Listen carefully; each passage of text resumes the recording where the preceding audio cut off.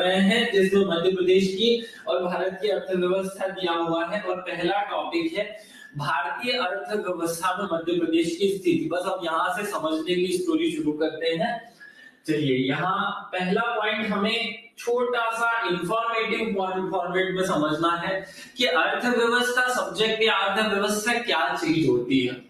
अर्थव्यवस्था क्या होती है? देखिए, आपको दिख रहा होगा कि मैं पुराने नोट्स का यूज नहीं कर रहा हूँ, मैं पूरी तरह नया कंटेंट पढ़ा रहा हूँ। आप सब लोगों को टेंशन नहीं लेना, मैं ये यूनिट की मेरी जिम्मेदारी रही। जो यूनिट मैं पढ़ा रहा हूँ उसकी जिम्मेदारी मेरी है, जो मैं पढ़ा रहा हूँ बस उतना सा याद कर लो। सबसे परफेक्ट नोट्स हमारा ही होगा, इस बात की फिर से गारंटी लेता हूँ। अर्थव्यवस्था का मतलब क्या होता है ये समझो।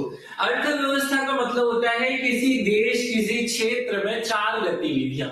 उत्पादन के बाद उस जो पैदा किया उसे सब में बांटना मतलब वितरण, फिर उसे विनिमय माने खर्च करना, और बिक्री बेच देना। ये 4 जब क्रियाएं एक साथ होती है, उत्पादन, विपणन, विनिमय और उपभोग, ये 4 चीजें जब एक साथ होती हैं तो इसे हम इकोनॉमी कहते हैं। कुल मिलाकर अर्थव्यवस्था कोई ऐसा थ्योरेटिकल सब्जेक्ट पूछा नहीं जाएगा आपसे, लेकिन बेसिक आपके दिमाग में ये कॉन्सेप्ट में डालना चाहता हूं कि इकोनॉमिक्स क्या होती है। तो जब हम प्रोडक्शन की बात करते हैं, जहां हमें पूरे देश में जो प्रोडक्शन हो रहा है उसकी इंफॉर्मेशन एक पेपर में लिख लेनी होती है, जब उस प्रोडक्शन को हम अलग अलग प्लेसेस पर डिस्ट्रीब्यूट कर देते हैं, तो उसका प्रोडक्शन करना, डिस्ट्रीब्यूशन करना, मैनेजमेंट करना और कंजप्शन करना, उपभोग करना, ये 4 क्रियाओं को मिल करके जब हम किसी एक सब्जेक्ट को बनाते हैं, किसी देश की इन सभी क्रियाओं, किसी देश की सारी इकोनॉमिकल कंडीशंस या सारी इकोनॉमिकल प्रोसेस को प्रेजेंट करने वाले सब्जेक्ट को अर्थव्यवस्था कहा जाता है। यहाँ एक सब्जेक्ट अर्थशास्त्र भी होता है, लेकिन मैं डीप में नहीं जाऊंगा क्योंकि हमारा सिलेबस ऐसा है ही नहीं जिसमें इकोनॉमिक्स को पढ़ाया जाए। हमें केवल आंकड़ों पर फोकस करना है। क्या लिखा हुआ है? किसी देश या क्षेत्र में वस्तुओं और सेवाओं के उत्पादन माने प्रोडक्शन, वितरण माने की डिस्ट्रीब्यूशन, विनिमय बिक्री और उपभोग माने कंजप्शन की गतिविधियों को सामूहिक रूप से जब एक ही नाम देना होता है तो उसे हम कहते हैं अर्थव्यवस्था।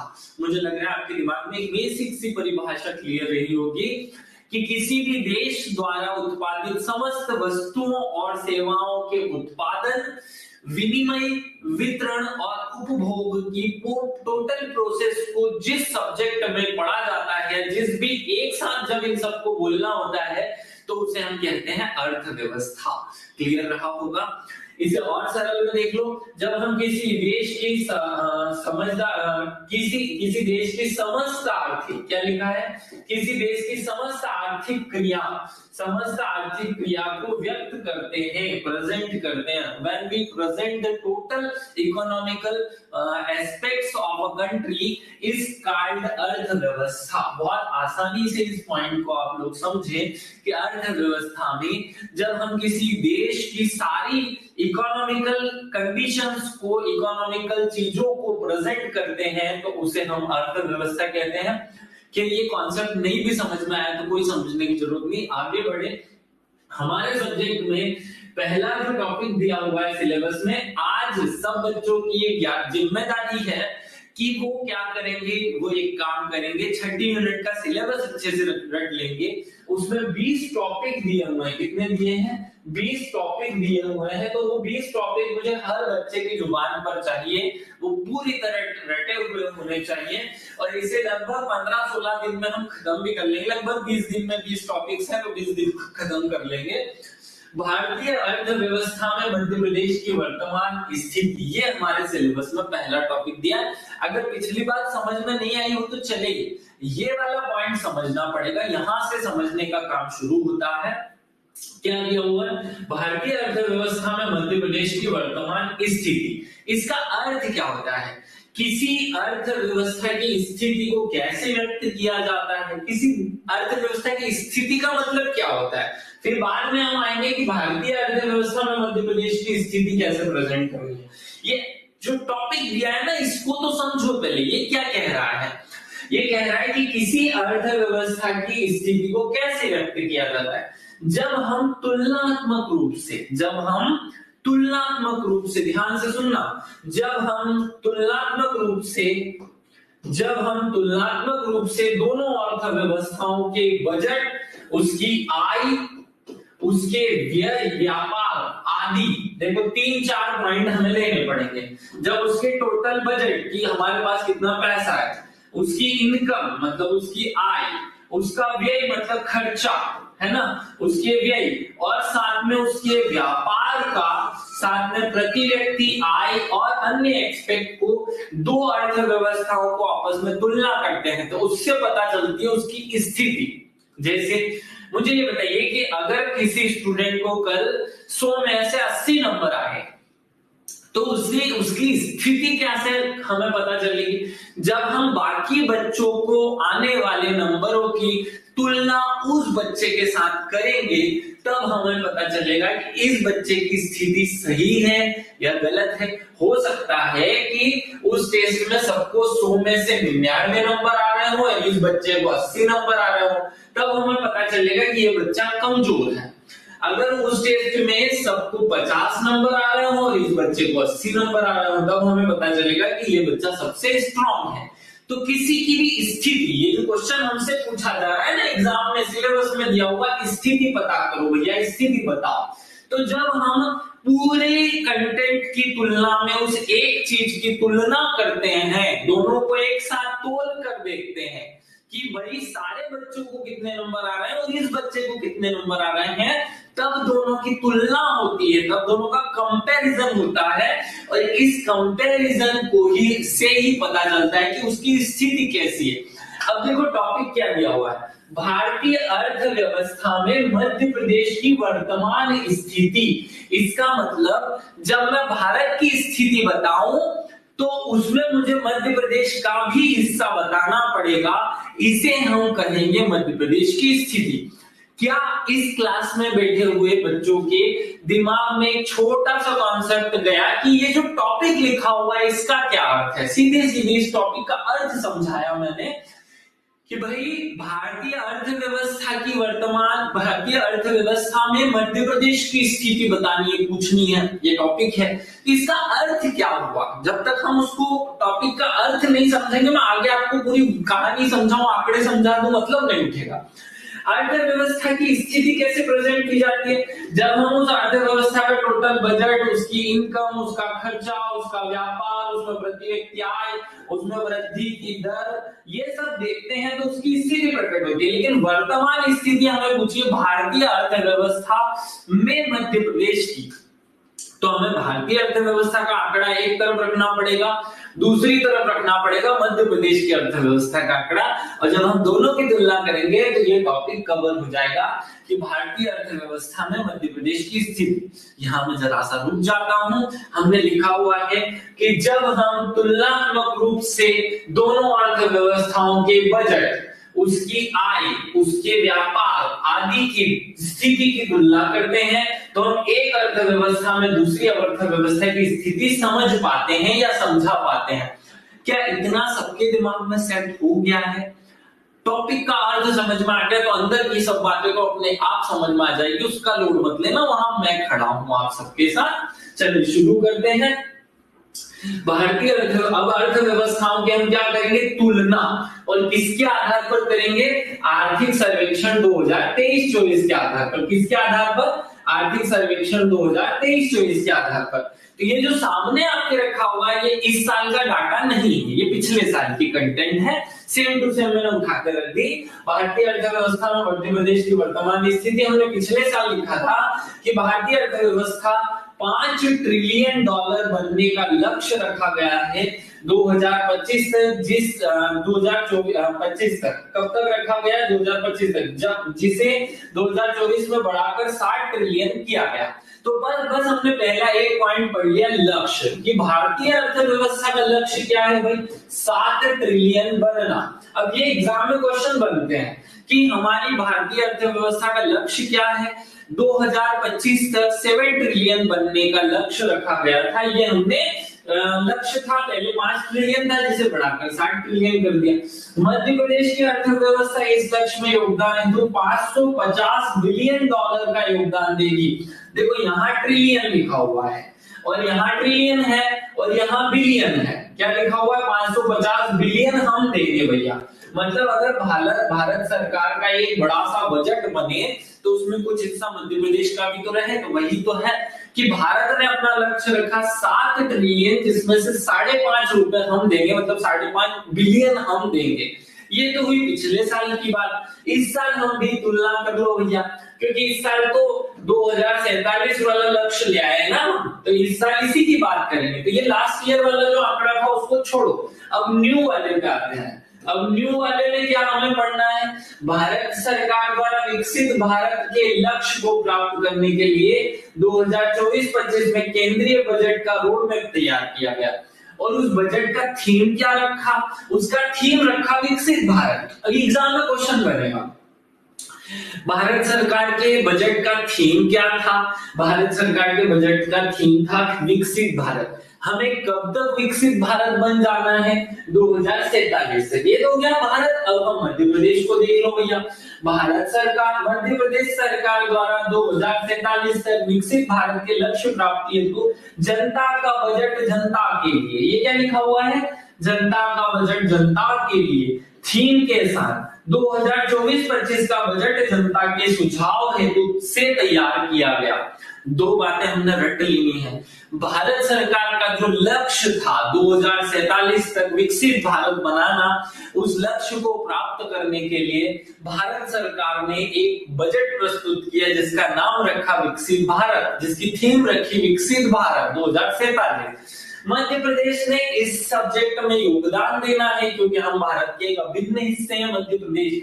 तो हमने भी उसी के साथ साथ टोन से टोन मिलाते हुए कहा कि जनता का बजट जनता के लिए, और फिर जनता के सुझावों से तैयार किया मध्य प्रदेश 2024-25 का बजट। आपके दिमाग में पॉइंट क्लियरली सेट हो जाना चाहिए। और आगे हम बढ़ते हैं। अब आते हैं दोनों के बजट के अंदर की बातों की तुलना करने में।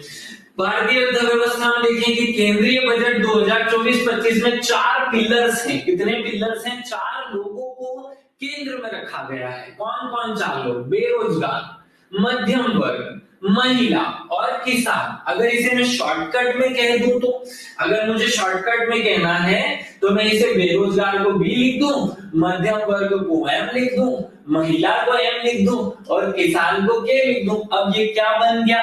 BMMK। क्या बन गया है ना? मतलब हम क्या बनेंगे? BMMK बनेंगे। या इन पर ध्यान देना है इस बजट में। अब एग्जामिनर क्वेश्चन यही पूछेगा आपसे, 2024-25 के बजट में कितने जो वर्ग हैं उन पर फोकस किया गया। तो हमने 4 वर्गों पर विशेष फोकस करने का प्रावधान रखा। पहला बेरोजगार, दूसरा महिला, मध्यम वर्ग और किसान। बहुत आसानी से याद रख लेना। बेरोजगार याद करने का क्या करूं मैं आपको याद कराने के लिए? मैं क्या करूं तो चलो सुन लो। बेरोजगार मध्यम वर्गीय व्यक्ति की महिला जो है वो किसान बन गई है। इसको एक लाइन में ऐसे रख लो, बेरोजगार मध्यम वर्गीय व्यक्ति की महिला किसान बन गई। इसको एक लाइन में हमने रख लिया। तो ये चारों पिलर्स याद हो जाएंगे कि 4 लोगों पर, 4 वर्गों पर फोकस करते हुए ये बजट बना। आगे इन 4 को ध्यान रखते हुए हमने 9 प्राथमिकताएं तय कर ली। तो याद रखना, हमने केंद्र का जो बजट था उसमें 4 लोगों पर फोकस किया और 9 प्राथमिकताएं तय की। पिछले वाले में 7 मैंने पढ़ाई थी, पिछली परीक्षा में मैं 7 प्राथमिकता पढ़ाया था क्योंकि वहां 7 थी, यहाँ 9 हो गई। पहला कृषि में उत्पादकता और लचीलापन। सिंपल है, पहला कृषि। दूसरे पे आते हैं रोजगार और पोषण। तो देखो ये 4 लोग हैं ना, यहाँ जो 4 बातें थी उन्हीं को तो पकड़ रहा है। पहले बेरोजगार को पकड़ा तो पहला लक्ष्य बना। कृषि में उत्पादकता और लचीलापन रटा जाएगा। वर्ड टू वर्ड रटने की जरूरत नहीं है। 4 ऑप्शन देगा, उनमें से एक कौन सा उन 9 प्राथमिकताओं में नहीं है ऐसा कुछ पूछ लेगा, या 4 ऑप्शन में से कौन सी एक प्राथमिकता है ये पूछ लेगा। रोजगार और कौशल प्रशिक्षण, समावेशी मानव संसाधन विकास और सामाजिक न्याय, विनिर्माण और सेवाएं, शहरी विकास, ऊर्जा सुरक्षा, आधारभूत संरचना, नवाचार और अनुसंधान, अगली पीढ़ी में सुधार, अगली पीढ़ी के सुधार। ये 9 पॉइंट्स हमको दिए हुए हैं। आप पहले कोशिश करें इसे रट ले, अगर नहीं रट पाएंगे तो फिर मुझे बताना है, तो मैं इनको 9 को कोडिंग या कैसे भी आपको याद कराऊंगा। भानु का मैसेज आया, ऑल क्लियर। 7 ऋषि क्या है सर? भाई पिछला वाला जो बजट था, मतलब 2023-24 का जो बजट था, उसमें हमने करुणा ने पूछा है कि ये 7 ऋषि क्या है। देखो बेटा, पिछले वाला जो बजट था 2022-23 वाला, उसमें उन्होंने सप्त ऋषि अवधारणा को रखा था। इस बार उन्होंने ये 9 प्राथमिकता वाला बजट रखा है, तो दोनों में अंतर है। पिछली बार 7 जो ऋषि है उनकी सप्त ऋषि के आधार पर 7 प्राथमिकता रखी, इस बार 9 कर दी उन प्राथमिकताओं को, कि ये 9 एरिया ऐसे होंगे जहां सरकार ज्यादा काम करेगी। प्राथमिकता का मतलब प्रायोरिटी उनको देगी। क्लियर हो गया? तो ये हो गया भारतीय अर्थव्यवस्था के बजट की स्थिति। अब हम उसमें मध्य प्रदेश की बात करते हैं। मध्य प्रदेश सरकार ने आगामी 5 वर्षों का बजट का आकार 2 गुना करने का प्रयास की कड़ी के रूप में क्वेश्चन पूछा जाएगा। ये पहली लाइन काम की है। मध्य प्रदेश सरकार ने अपने बजट को 2 गुना करने का लक्ष्य कितने वर्षों के रोडमैप के रूप में रखा है? तो याद रखने 5 वर्षों के रोडमैप के रूप में रखा गया है।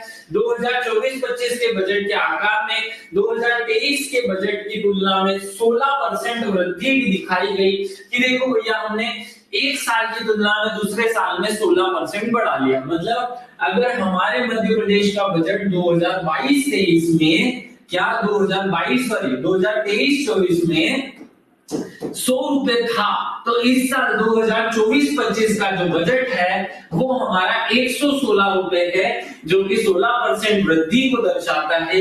एग्जामिनर क्वेश्चन सीधे यहां से पूछता है कि मध्य प्रदेश के बजट में वर्ष 2023-24 की तुलना में 2024-25 में कितनी तरक्की या कितनी वृद्धि दर्ज की गई? याद रखना 16% वृद्धि दर्ज की गई है। ये हमारा पॉइंट याद रहे। यहाँ से 2 हमने एक्स्ट्रा पॉइंट अपने दिमाग में रखने हैं कि अगले 5 सालों में हम मध्य प्रदेश की सरकार जो है अपने बजट को 2 गुना करेगी। उस बजट को 2 गुना करने के लिए हमने 5 वर्षों का लक्ष्य रखा है। 2023-24 की तुलना में 24-25 का जो बजट है वो 16% ज्यादा है। ये दोनों बातें याद रख ले।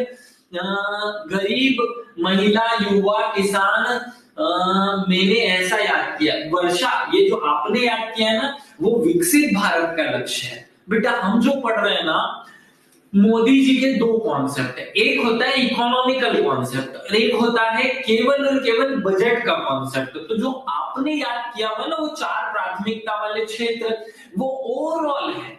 यहाँ जो बजट कैसे खर्च किया जाएगा वो 4 कॉन्सेप्ट हैं कि हम बेरोजगारी को कम करने पर खर्च करेंगे, माने युवा को ही बदल दिया गया है यहाँ बेरोजगारी, फिर महिला, फिर मध्यम वर्ग और किसान। तो वैसे वो जो आपके 4 लक्ष्य हैं जो आपने मुझे गिनाए कि गरीब, महिला, युवा और किसान, तो वही के वही हैं, लेकिन उनको बजट में कैसे खर्च किया जाएगा। किसान सेम टू सेम है, महिला सेम टू सेम है, गरीब कौन है, मध्यम वर्ग, तो उसे ऊपर लाना है, और बेरोजगार युवा है तो उसको प्राथमिकता देनी है, उनको कन्वर्ट किया गया है। तो आप चाहो तो वो भी याद कर लो, क्योंकि विकसित भारत 2047 अगर पूछा जाएगा तो वही 4 है। कौन है? युवा, गरीब, किसान और महिला, ये 4 हमारे, लेकिन वो राजनीतिक कॉन्सेप्ट होते हैं, हम इकोनॉमिकल कॉन्सेप्ट पढ़ रहे हैं, इसलिए आपको ये दोनों में डिफरेंस याद रखना है। तो क्या इस क्लास में बैठे हुए बच्चों को ये बेसिक सी 4 बातें जो हमने कही, 2 बातें यहां रखनी है कि 4 महत्वपूर्ण वर्गों को फोकस किया गया और 9 प्राथमिकताएं तय की गई। ये हमारे भारत की बात थी। मध्य प्रदेश में हमारे बजट को 2 गुना करने का लक्ष्य रखा गया ताकि विकसित भारत में हम योगदान दे सकें, और हमने पिछले बजट की तुलना में 16% वृद्धि कर ली। एक एक लाइन काम की, हर एक चीज पूछी जाती है ना। चलो आगे बढ़ो। अब हम बजट क्या होता है पहले ये थोड़ा सा देख लेते हैं, क्योंकि अब हम बजट की बातें कर रहे हैं भैया। बजट में कितना रुपए मिला, कितने रुपए का बजट बनाया, ये हम बातें कर रहे हैं, इसलिए थोड़ी सी बातें कर लो, सुन लो, समझ लो कि बजट क्या होता है। किसी भी देश में जो टोटल पैसा आ रहा है और जो टोटल पैसा खर्च हो रहा है, आ रहा है मतलब जो मिल रहा है, उसकी आय जो है, इनकम जो है, किसी भी देश के साल भर का, एक वर्ष का जो पैसा उसने कमाया है या उसकी जो इनकम रहेगी उसकी, और जो उसने खर्च करना है उसका जब हम एक प्लान तैयार करते हैं तो उस प्लान को हम बजट कहते हैं। क्या कहते हैं? बजट। बजट क्या होता है? किसी भी देश के आय और व्यय, इनकम और एक्सपेंडिचर्स को प्रेजेंट करने वाला एक प्रोफार्मा बजट कहलाता है। बड़ा आसानी से ये पूरा याद रखें। बजट एक फ्रांसीसी भाषा का शब्द है, ये पॉइंट याद रखें। बजट शब्द का अर्थ, बजट असली में बजट शब्द अपनी भाषा का नहीं है, फ्रांसीसी भाषा का है, जहां मूल शब्द होता है बुगेटी। क्या होता है? बुगेटी। और बुगेटी शब्द का हिंदी में अर्थ होता है चमड़े का थैला। 1861 में पहली बार जब फ्रांस के जो वित्त मंत्री थे वो उनके संसद भवन में एक चमड़े के थैले में कितना पैसा आएगा, कितना पैसा खर्च होगा, इसको लेकर के गए तो लोगों ने मजाक उड़ाकर उनको बुगेटी बुगेटी कह दिया, और तब से ये शब्द बजट बजट शब्द के रूप में कॉमन हो गया, जिसमें आय और व्यय के अनुमान लगाए जाते हैं कि इस बार हमें इतना पैसा मिलेगा, इतना पैसा हमें खर्च करना है। अगले, भारतीय संविधान में बजट शब्द का उपयोग नहीं किया गया है। भारतीय संविधान में एक अच्छा हिंदी शब्द है वार्षिक वित्तीय विवरण। क्या है? वार्षिक। क्या शब्द है? वार्षिक वित्तीय विवरण। इस शब्द का उपयोग किया गया है, याद रखेंगे। और ये कहां उपयोग किया गया है? तो भारतीय संविधान के आर्टिकल 112 में वार्षिक वित्तीय विवरण के बारे में बातें कही गई है। डिफरेंस याद हो जाए। भारत में बजट किसने प्रस्तुत किया? वित्त मंत्री निर्मला जो सीतारमण है, उन्होंने 23 जुलाई मतलब 2, 3 और 7, 2, 3, 7 को भारत का 2024-25 का बजट प्रस्तुत किया, जो उनका लगातार 7वीं बार प्रस्तुत किया गया बजट है। दिमाग को खोल करके एक एक शब्द पर ध्यान देना, एक एक वर्ड इंपॉर्टेंट है। एग्जामिनर का माथा ठनका यूं पूछ लेगा कि बजट कितनी तारीख को पेश किया गया, निर्मला सीतारमण ने ये अपना कौन सा बजट प्रस्तुत किया, भारत का बजट इस साल किसने प्रस्तुत किया। 3 सड़े प्रश्न बन सकते हैं इस छोटी सी लाइन से, तो ये पूरा याद रखें। मध्य प्रदेश के वित्त मंत्री जगदीश देवड़ा हैं, जो मुख्यमंत्री भी हैं, वाणिज्य मंत्री भी हैं। ये इन्होंने 3 जुलाई मतलब इन्होंने यहाँ 2-3 जुलाई था, यहाँ केवल 3 जुलाई है को वित्त वर्ष 2024-25 के लिए राज्य का बजट पेश किया। दोनों की थीम पता हो। भारत का जो बजट था उसकी थीम थी, क्या थीम थी? भारत के बजट की थीम थी विकसित भारत। मध्य प्रदेश बजट की थीम थी जनता का बजट, जनता के लिए। इतना सा याद रख लेना भैया, बहुत छोटी छोटी बातें बता रहा हूं। आगे बढ़ते हैं, अगले पॉइंट पे चलो। अब हम दोनों के बजट का जो पैसा है, टोटल कितने रुपए का बजट तैयार किया गया है। भाई आप कहीं पर घूमने जाते हो तो हम बजट बनाते हैं यार, मैं रूस घूमने जा रहा हूँ, 1.5 लाख रुपए का बजट है, मतलब 1.5 लाख में मेरा आना जाना सब हो जाएगा, ये हम बजट बनाते हैं। तो अच्छा, भारत सरकार ने कितने रुपए का बजट बनाया? केंद्रीय वर्ष 2024-25 का कुल बजट 4128 लाख करोड़ रुपए का है। कितने रुपए का है?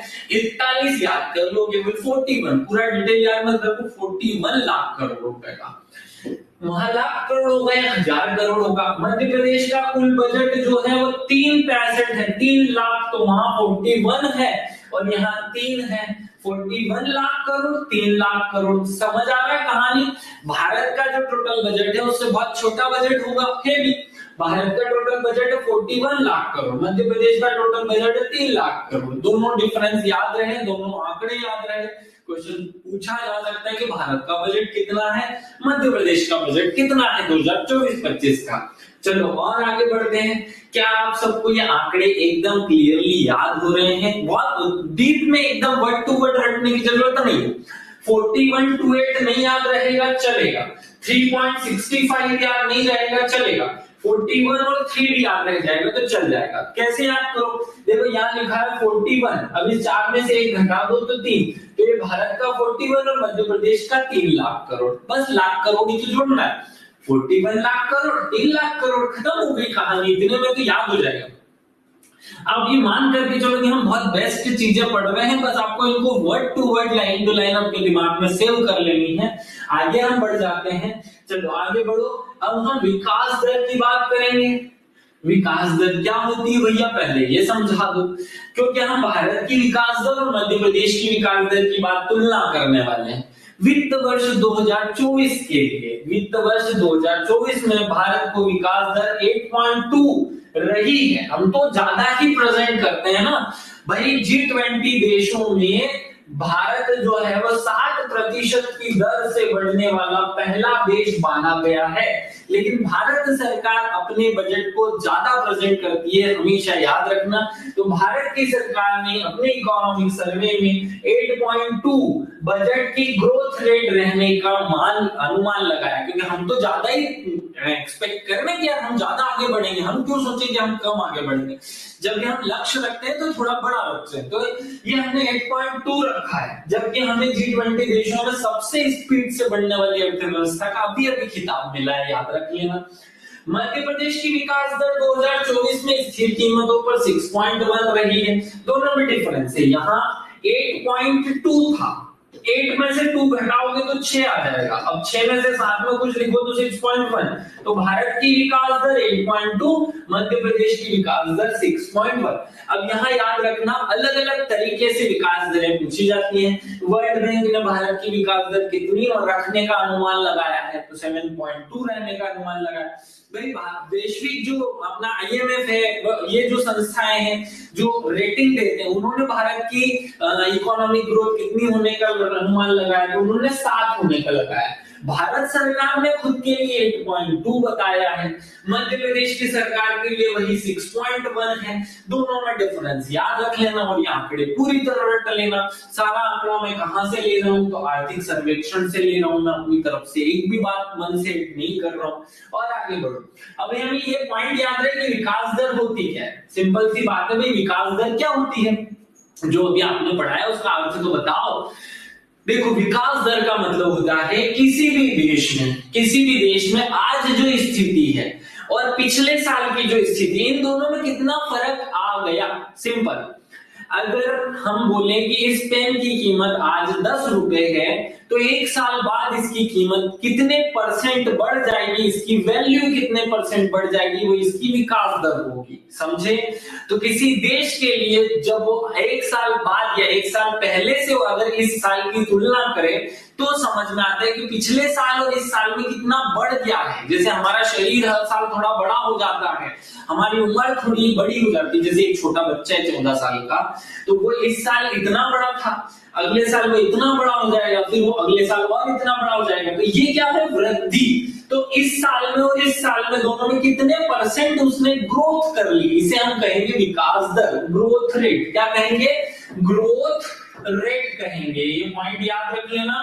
किसी अर्थव्यवस्था की विकास दर देश के सकल घरेलू उत्पाद में सालाना बदलाव को कहते हैं।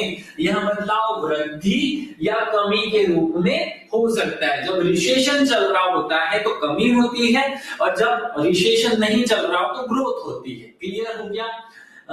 6.8 पहले थी। करुणा पहले क्या थी वो छोड़ो बच्चा, अब हमें आज का रट्टा मारना है, आज की बातें याद रखनी है। सर तो फिर पहले वाले नोट कम से काम के नहीं है क्या, इसमें डाटा चेंज? बेटा काम का है, वो पूरा का पूरा नोट्स काम का है। पहले का जो नोट था वर्ड टू वर्ड काम का है, उसमें चीजें एड ऑन कर लेनी है और जोड़ देनी है। क्योंकि देखो, बजट चेंज हो गया तो बजट की थीम चेंज हो जाएगी, बजट का आकार चेंज हो जाएगा, तो आंकड़े चेंज कर लो अपने हिसाब से, या फिर आपकी इच्छा हो तो नया बना लो। भैया मैं आपको प्रिंट आउट फॉर्मेट में दे दूंगा, ये आप रख लेना। ये ऐसा हो सकता है, आपको थोड़ा सा अपनी तरफ से अपडेट होना पड़ेगा। भाई पिछले साल का बजट का आकार कुछ और होगा, इस साल के बजट का आकार कुछ और है, तो चीजें चेंज हुई तो बस चीजें चेंज हो जाएगी ना, हमें पढ़नी पड़ेगी। अब आगे बढ़ो। अब हम आते हैं जीडीपी के आकार की बात करते हैं। जीडीपी क्या होता है आगे बताऊंगा। जीडीपी का आकार पहले याद कर लो। भारत की जीडीपी का आकार 3.93 ट्रिलियन है। भाई हमने लक्ष्य रखा है 7 ट्रिलियन पहुंचना है। क्या पहुंचना है? 7 ट्रिलियन पर पहुंचना है। लेकिन आज हम कितने रुपए की अर्थव्यवस्था है? तो आज हम 3.93 ट्रिलियन डॉलर की अर्थव्यवस्था है। कितनी बड़ी अर्थव्यवस्था है? 3.93 ट्रिलियन डॉलर की अर्थव्यवस्था है, याद रख लेना।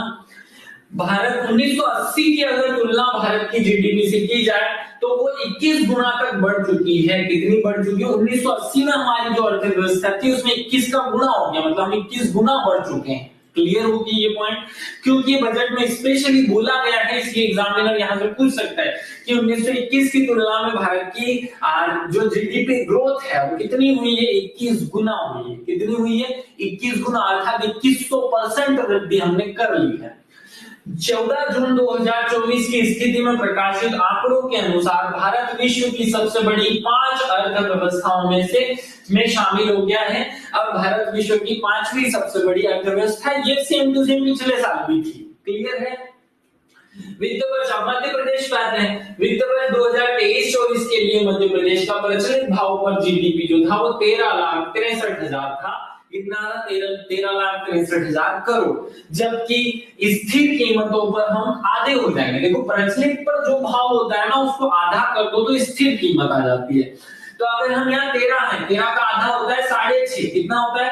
6.5। तो 13 लाख हम प्रचलित पे हैं और 6.5 हम जो है वो स्थिर कीमतों पर है। 13,63,000 प्रचलित कीमतों पर और 6.5 करोड़ हम स्थिर कीमतों पर। ये हमारी जीडीपी है। 2024-25 में जीएसडीपी सकल राज्य घरेलू उत्पाद के 15,22,000 के आसपास है। पहले 13 था जो बढ़कर के कितना हो गया है? 15 हो गया। क्लियरली मेंशन रहे दिमाग में। और 2024-25 की तुलना में 0.6% ज्यादा है। परसेंट के हिसाब से देखें तो केवल 6.6% ये बड़ा है। सबको ये पॉइंट क्लियर रहे? मैं 2 बातें कमेंट पढ़ लेता हूँ। ओके सर, हम न्यू बना लेंगे। भाई तुम इसी बात का तो मुझसे पढ़ रहे हो। अगर तुम्हारा पुराना करुणा आपका ये कहना है कि पुराना नोट्स हमारे लिए काम का है क्या? हाँ भाई, काम का है। लेकिन अगर वो पुराना ही काम का होता तो तुम लोग ये क्लास क्यों ज्वाइन करते? मुझसे फिर क्यों पढ़ते? मुझे भी ये क्यों पढ़ाना पड़ता? इसलिए पढ़ाना पड़ रहा है क्योंकि चीजें अपडेट हो गई है। तो हाँ सर, हम तो अब न्यू ही बना लेंगे। न्यू बना लो, जैसा बनाना बना लो। ये दोनों की जीडीपी का तुलना कर लो। अब मैं जीडीपी बताता हूँ कि जीडीपी क्या होती है। ध्यान से सुनना, जीडीपी क्या होती है? जीडीपी का इंग्लिश में अर्थ होता है या फुल फॉर्म होता है ग्रॉस डोमेस्टिक प्रोडक्ट। हिंदी में बोलते हैं सकल घरेलू उत्पाद। क्या बोलते हैं? ग्रॉस माने जी, डोमेस्टिक माने डी और पी माने प्रोडक्ट। जीडीपी माने सकल घरेलू उत्पाद। क्या होता है? किसी एक देश द्वारा किसी एक निश्चित वित्त वर्ष में या एक अवधि में उत्पादित समस्त वस्तुएं, मतलब हमारे देश में जितनी चीजें बनी और हमारी सेवाएं, जो हमने सेवाएं दी, मैं क्या कर रहा हूं? अभी सेवा दे रहा हूं। तो भारत में या किसी देश में उत्पादित समस्त वस्तुओं और समस्त सेवाओं के मौद्रिक मूल्य के, क्योंकि हमें पैसे में कैलकुलेट करना पड़ेगा, तो ये मौद्रिक मूल्य के योग को हम क्या कहते हैं? हम जीडीपी कहते हैं। किसी देश में निश्चित अवधि के दौरान उत्पादित की गई समस्त वस्तुओं और सेवाओं के कुल मौद्रिक मूल्य को उस देश का जीडीपी कहा जाता है, सकल घरेलू उत्पाद कहा जाता है। देखो, शब्द में ही चीजें छुपी हुई है ना। सकल घरेलू उत्पाद क्या होता है? इसका अर्थ सकल माने सारा का सारा, घरेलू मतलब घर के अंदर, उत्पाद मतलब पैदा करना। तो उत्पाद में हम 2 चीजें पैदा करते हैं, एक वस्तु पैदा करते हैं और एक सेवा पैदा करते हैं। जैसे बैंक ने 10 रुपए किसी के जमा कर लिए, वो सेवा हो गई, तो वो भी तो पैसे कमाने का एक साधन है। तो वस्तुएं और सेवाएं हम पैदा कर रहे हैं घर के अंदर, सकल मतलब सारे। तो किसी एक निश्चित वित्त वर्ष में उत्पादित समस्त वस्तुओं और सेवाओं के मौद्रिक मूल्य को उस देश का जीडीपी कहते हैं। अब भारत का जीडीपी कितना था?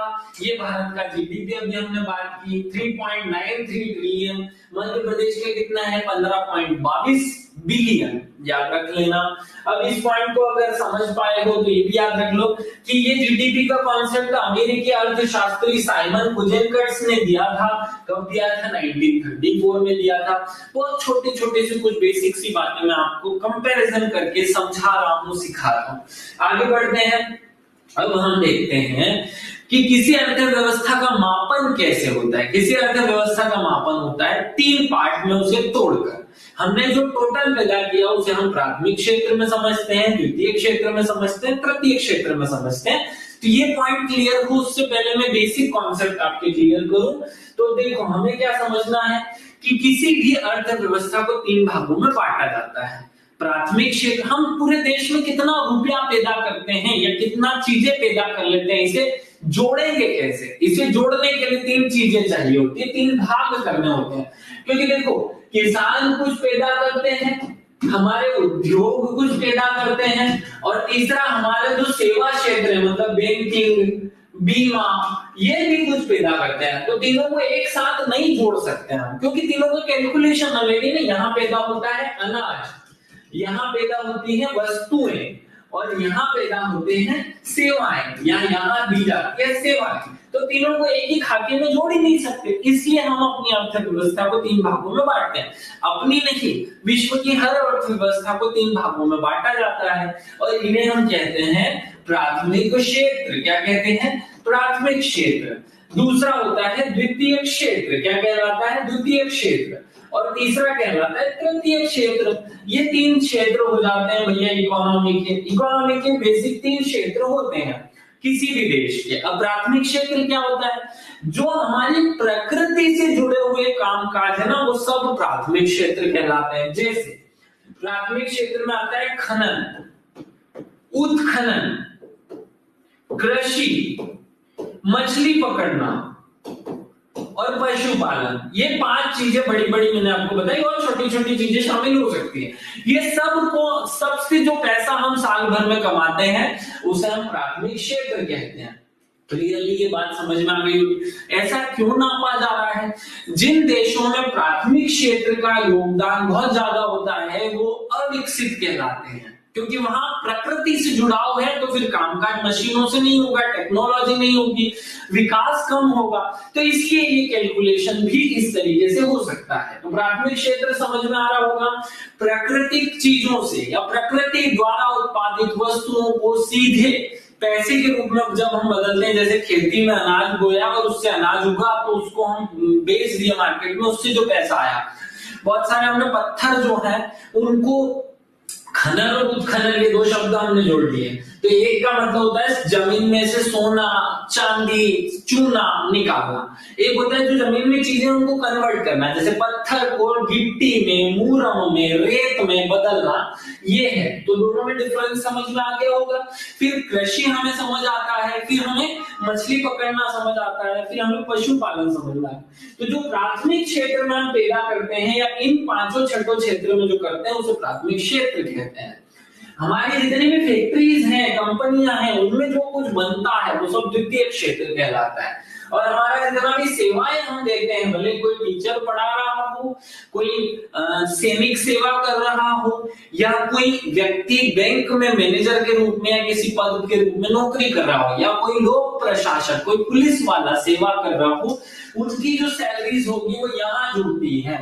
तीनों चीजें बहुत अच्छे से समझ में आ जाए। मैं थ्योरेटिकल फॉर्म में आपको बताता हूँ। प्राथमिक क्षेत्र क्या होता है? वह क्षेत्र जिसके अंतर्गत वस्तुओं के उत्पादन में प्राकृतिक संसाधनों का प्रयोग किया जाता है, उसे हम क्या कहते हैं? प्राथमिक क्षेत्र कहते हैं।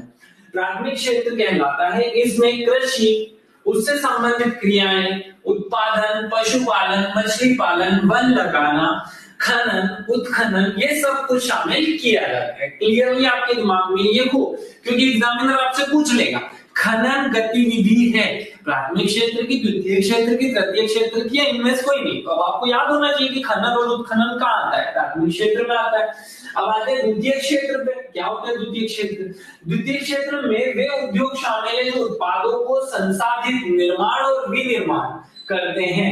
अर्थात प्राथमिक क्षेत्र से प्राप्त कच्चे माल को तैयार माल में बदलने के लिए जो उद्योग काम करते हैं उन्हें हम द्वितीय उद्योग या द्वितीय क्षेत्र कहते हैं। इनमें सारी जो फैक्ट्रीज हैं, फैक्ट्रीज आ जाती हैं। इसी में आपको याद रखना है कि जो खनन होगा, खनन से हमने जो कच्चा माल प्राप्त किया उसको भी प्रोसेस कर लो, और जो हमने सोना चांदी है, सोने चांदी उत्खनन जो जमीन में से निकालना है वो प्राथमिक क्षेत्र है, लेकिन उससे आभूषण बना लेने वाला क्रिया दूसरे क्षेत्र में शामिल हो जाती है। ये पॉइंट बहुत अच्छे से सबको क्लियर हो। आगे हम बढ़ते हैं, तृतीय क्षेत्र पे आते हैं। इसमें वित्तीय सेवाएं, स्वास्थ्य सेवाएं मतलब सारे डॉक्टर्स, सारे बैंक कर्मचारी या वित्तीय कर्मचारी, शिक्षा, खुदरा पेशेवर सेवाएं और बैंकिंग सेवाएं, संचार, परिवहन, व्यापार, जीवन से जुड़ी हुई सारी सेवाएं इसमें शामिल होती हैं। क्लियर है? यहाँ सेवा की बात करनी है। 2 पॉइंट और समझ लो, निर्माण और विनिर्माण में क्या अंतर होता है। देखो भैया, सिंपल सी बात है, निर्माण का मतलब होता है बड़े बड़े पुल बना देना, बड़े बड़े सड़कें बना देना, बड़े बड़े बांध बना देना, ये सब निर्माण गतिविधि कहलाती है। विनिर्माण मतलब कच्चे माल को बदल देना और मशीनें बना लेना, कपड़े बना लेना, बर्तन बना लेना। क्लियरली आपके दिमाग में मेंशन हो। यह एक पॉइंट और एग्जाम में क्वेश्चन जैसा लगता है, कोर सेक्टर क्या होता है। कोर सेक्टर अर्थात मुख्य उद्योग। भारत की सरकार ने अपने लिए कुछ कोर सेक्टर्स बना रखे हैं कि भाई ये ज्यादा इंपॉर्टेंट है, इनके बिना देश चलेगा नहीं, उनको कोर सेक्टर कहेंगे। कोर सेक्टर में क्या क्या है? सबसे पहले कोयला है, क्योंकि कोयला खत्म हो जाए तो हमारी सारी फैक्ट्रीज बंद हो जाएंगी, हमारे सारे जो ऊर्जा गृह है वो सब बंद हो जाएंगे, इसलिए ये जरूरी है। कच्चा तेल, सारी गाड़ियां बंद हो जाएंगी, प्राकृतिक गैस, सारी फैक्ट्रीज फिर से बंद, रिफाइनरी, उर्वरक, देखो उर्वरक खत्म हो गया, कृषि बंद, इस्पात मतलब सारी फैक्ट्रियों में निर्माण कार्य बंद, सीमेंट मतलब निर्माण बंद, और बिजली, ये सब चीजें हमारे लिए बहुत इंपॉर्टेंट है। याद रखना, ये 8 हमारे कोर सेक्टर कहलाते हैं। एग्जाम में कभी कभी ऐसा प्रश्न भी आ जाता है कि कोर सेक्टर क्या है। सरकार के लिए जो सबसे इंपॉर्टेंट क्षेत्र होता है उसे कोर सेक्टर या मुख्य उद्योग कहते हैं। इनकी भारत में संख्या 8 निर्धारित की गई है, वो 8 मैंने आपको बता दिया। इस क्लास में बैठे हुए बच्चों को एक कॉन्सेप्ट क्लियर हो गया होगा कि प्राथमिक क्षेत्र, द्वितीय क्षेत्र और तृतीय क्षेत्र क्या होता है। अब हम देखते हैं कि भारत में प्राथमिक क्षेत्र कितना है या उसका योगदान कितना है, मतलब हमारे प्राथमिक क्षेत्र से कितना पैसा हम कमाते हैं, द्वितीय क्षेत्र से भारत की सरकार कितना पैसा कमाती है, तृतीय क्षेत्र से कितना कमाते हैं। प्राथमिक क्षेत्र से भारत की सरकार 19.6 रुपए कमाती है। कितने? मान लो कि भारत सरकार की टोटल इनकम 100 रुपए है, तो उसमें से 19 रुपए हम भारत की सरकार प्राथमिक क्षेत्र से कमाती है। द्वितीय थोड़ा सा बढ़ जाएगा, थोड़ा बड़ा है तो 25.7 हो जाएगा, 6 की जगह 7 कर दो, और तृतीय और बढ़ा दो, बचा हुआ 54.7, तो ये तीनों मिलकर के 100 हो जाते हैं। याद रख लेना, प्राथमिक क्षेत्र का योगदान भारत के बजट में या जीडीपी में कितना है? 19.6%। द्वितीय क्षेत्र का योगदान कितना है? 25.7%। और तृतीय क्षेत्र का कितना है? 54.7%। दिमाग में ये सेव हो गया। अब मध्य प्रदेश की तुलना करते हैं, तो मध्य प्रदेश में जो प्राथमिक क्षेत्र है वो बड़ा है, मतलब हमारे कृषि ज्यादा होती है, तो प्राथमिक क्षेत्र जो है हमारे वो 45 रुपए कमा करके देता है। कितने? 45 रुपए। द्वितीय क्षेत्र जो है वो बहुत कम 18.47 रुपए कमा कर देता है, और तृतीय क्षेत्र 36 रुपए कमा कर देता है। मोटे तौर पर ये पॉइंट याद रख लेना, बड़ी आसानी से याद हो जाएगा। अर्थात इस दोनों बातों से हमें क्या सीखने को मिलता है? ये सीखने को मिल रहा है कि मध्य प्रदेश में उद्योग पिछड़ा हुआ है, जबकि भारत के उद्योग से भारत के जो औद्योगिक घराने हैं उनमें मध्य प्रदेश कमजोर स्थिति है, औद्योगिक विकास में हम कमजोर हैं। हमारा तृतीय क्षेत्र भी पिछड़ा हुआ है, जबकि भारत में तृतीय क्षेत्र बहुत आगे बढ़ चुका है।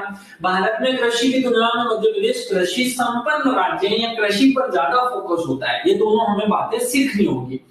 ये सब कंपैरिजन करके पूरी तरह आंकड़ा रट लेना, क्योंकि एग्जाम में यही पूछा जाएगा कि भारत की अर्थव्यवस्था में प्राथमिक क्षेत्र का योगदान कितना है? 19.6%।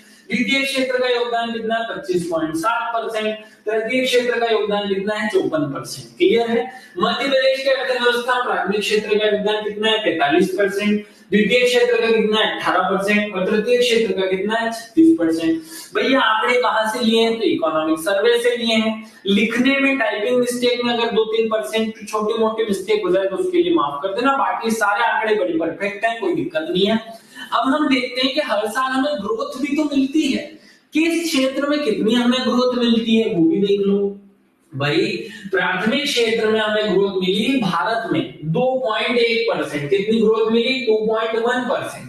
द्वितीय क्षेत्र में बहुत ज्यादा ग्रोथ मिली, मतलब हमारे पिछले साल इंडस्ट्रीज बहुत ज्यादा बढ़ावा मिला, 9.7%। और तृतीय क्षेत्र मतलब सेवा के क्षेत्र में भी हमें 7.6% इजाफा मिला, मतलब पिछले साल कृषि थोड़ी ढीली गई। क्लियर हो गया? मध्य प्रदेश की बात करें तो मध्य प्रदेश में कृषि में लगभग ठीक ठीक हमारा योगदान या बढ़ावा, हमें वृद्धि मिली। द्वितीय क्षेत्र में बहुत बढ़ावा मिला हमें, और तृतीय क्षेत्र में 6.9 लगभग देश के जैसा ही रहा, या 7.6 है, 6.9 लगभग 7 के आसपास दोनों में है। ये दोनों बातें हमसे पूछी जाती। क्वेश्चन कैसे पूछा जाएगा? प्राथमिक क्षेत्र में वृद्धि दर कितनी रही मध्य प्रदेश में, या मध्य प्रदेश की जीडीपी में प्राथमिक क्षेत्र में कितनी वृद्धि रही? प्राथमिक क्षेत्र में हमारी वृद्धि 3-4% रही, 3.4% रट लेना। द्वितीय क्षेत्र में 7.4% रही, और तृतीय क्षेत्र में 7.6% रही, सॉरी 6.9% रही। बड़े आसान है ये आंकड़े, एक बार देख करके या एक बार रट करके देखो, आपको पूरी तरह अपने दिमाग में ये चीजें सेव हो जाएंगी। क्या मेरी क्लास में बैठे हुए सब बच्चों को ये दो कॉन्सेप्ट क्लियर हो रहे हैं कि जीडीपी में प्राथमिक क्षेत्र का योगदान क्या होता है? इसका मतलब भी याद होना चाहिए कि इसका मतलब क्या है, इसलिए मैंने ये पहले बताया। पहले मतलब याद हो और फिर वो कितना है वो आंकड़े पर आए। तो पहले मतलब हमने देख लिया, मतलब प्राथमिक क्षेत्र का योगदान 19.6, द्वितीय क्षेत्र का योगदान 25.7 और तृतीय क्षेत्र का योगदान। अगर एग्जामिनर घुमाकर प्रश्न पूछे तो ऐसे भी पूछ सकता है कि भारतीय अर्थव्यवस्था में सर्वाधिक किस क्षेत्र का योगदान है? अब बताओ इन तीनों में सबसे ज्यादा किसका है? तृतीय क्षेत्र का। अगर यही प्रश्न मध्य प्रदेश के लिए बने कि भारतीय अर्थव्यवस्था, मध्य प्रदेश की अर्थव्यवस्था में सर्वाधिक योगदान किसका है, तो वही कृषि क्षेत्र का या प्राथमिक क्षेत्र का। यहाँ केवल कृषि नहीं है, कृषि में पशुपालन जोड़ना है, खनन उत्खनन सब जोड़ना है, कृषि का परसेंट थोड़ा कम होता है। क्लियर है ये बात? अगर आप सबको आ गई हो समझ में, तो हम ये पॉइंट को इसको एक बार रिकॉल कर लें कि आज हमने क्या क्या पढ़ लिया है। अभी हमने, क्योंकि आज मैं पहली बार आपको ये इकोनॉमिक पढ़ा रहा हूँ, इसलिए थोड़ा सा धीमे गति से चल रहा हूँ, या आंकड़े भी आपको बताते हुए चल रहा हूँ। हमने क्या किया, हमने मध्य प्रदेश की अर्थव्यवस्था का पहला पॉइंट शुरू किया, अर्थव्यवस्था की डेफिनेशन समझी, बहुत ज्यादा काम की नहीं थी। अर्थव्यवस्था में जो पहला पॉइंट सिलेबस में लिखा हुआ है, भारतीय अर्थव्यवस्था में मध्य प्रदेश की स्थिति, उस शब्द का अर्थ समझा। अर्थ जब हमने समझा तो हमें पता चला कि भैया हमें भारत की इकोनॉमी के आंकड़े और मध्य प्रदेश की इकोनॉमी के आंकड़े दोनों का तुलना करना पड़ेगा, कंपैरिजन करना पड़ेगा। जब हम इसे कंपैरिजन करना शुरू किए तो पहले हमने लक्ष्य देखे दोनों के, हमने दोनों के लक्ष्य देख लिए, फिर हमने दोनों के बजट की थीम देखी, बजट का नाम देखा, फिर हमने दोनों के बजट की प्राथमिकताएं देखी, फिर हमने दोनों के बजट के जो आंकड़े थे वो शब्द समझते हुए जो बजट की मूल अवधारणा है उस पर थोड़ा सा फोकस कर लिया, और आगे बढ़े तो फिर हमने दोनों अर्थव्यवस्थाओं की विकास दर, ग्रोथ रेट पर बात की। फिर हमने दोनों की अर्थव्यवस्थाओं में अगला पॉइंट जोड़ा कि जीडीपी इसकी कितनी बढ़ी है, इसकी कितनी बढ़ी। अब यहाँ कंफ्यूज मत होना, बजट उस एक साल का अनुमान होता है और जीडीपी पूरे साल भर में हम टोटल कितना पैसा कमा रहे हैं उस बात को प्रेजेंट करता है। ये याद रखना, दोनों में डिफरेंस होता है। फिर हमने जीडीपी का अर्थ समझ लिया, फिर जीडीपी का क्षेत्रवार विभाजन समझ लिया, और फिर हमने लास्ट पॉइंट देखा कि जीडीपी में किन किन क्षेत्रों का कितना कितना योगदान है। ये वाला पॉइंट हमने फोकस किया। बेसिक कॉन्सेप्ट क्लियर करने के साथ आंकड़ों को पूरी तरह याद कर लेना। ये वाली क्लास अब हम यहीं समाप्त करते हैं। यहीं से मेरी दूसरी क्लास शुरू होगी, लेकिन उसके लिए हम वीडियोस अलग अलग चेंज हुए, आप चाहो तो बाद में अलग से देख सको, इसलिए अभी क्लास को खत्म करके 5 मिनट में आपकी अगली क्लास शुरू करते हैं। सभी को विशेष रूप से धन्यवाद। कल यहीं से हम आगे कंटिन्यू करेंगे। Thank you. जय हिंद, जय भारत, भारत माता की जय।